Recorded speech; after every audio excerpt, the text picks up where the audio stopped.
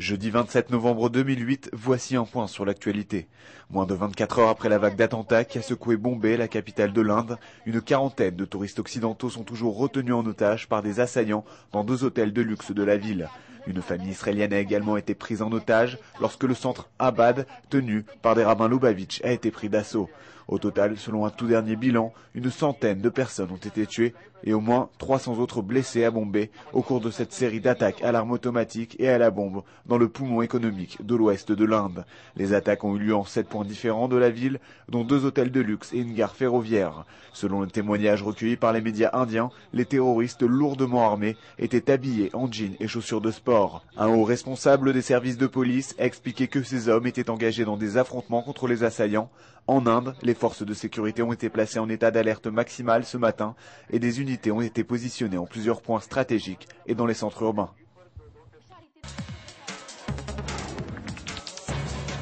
Alors que le procureur général de l'État, Mehdi Mazzouz, a affirmé qu'Ehud Olmert serait inculpé dans l'affaire des tours Rishon, on apprend qu'en cas de procès, le chef du gouvernement israélien sera jugé pour escroquerie, abus de confiance, faux et usage de faux, fraude fiscale et corruption.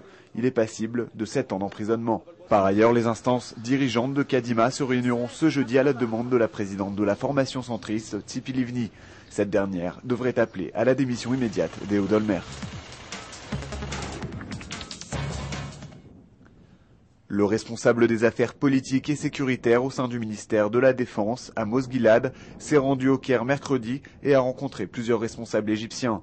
Son déplacement, tenu secret, a été l'occasion d'aborder plusieurs sujets sensibles, comme l'état de la trêve entre Israël et les factions palestiniennes de la bande de Gaza, les derniers développements dans le conflit entre le Fatah et le Hamas, et bien entendu les tractations en cours concernant la libération du soldat Gilad Shalit.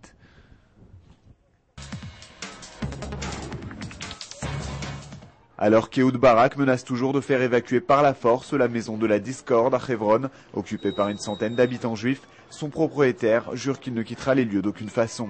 C'est dans ce contexte de tension extrême que les habitants juifs de la localité, leurs représentants ainsi que des militants de droite manifesteront ce jeudi devant la résidence du ministre de la Défense à Tel Aviv.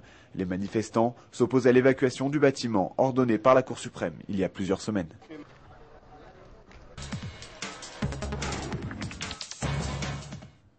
Le président libanais Michel Souleyman a demandé à l'Iran de fournir des armes modernes à son armée pour l'aider, je cite, à lutter contre le terrorisme et maintenir la sécurité nationale.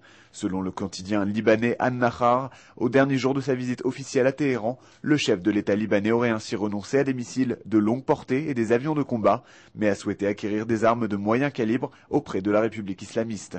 Pour sa part, le président iranien Mahmoud Ahmadinejad a estimé que son pays était prêt à soutenir le Liban avec tout ce qui était nécessaire. C'est la fin de ce journal. Merci de l'avoir suivi sur InfoLive TV, la première télévision israélienne qui diffuse en 4 langues depuis Jérusalem.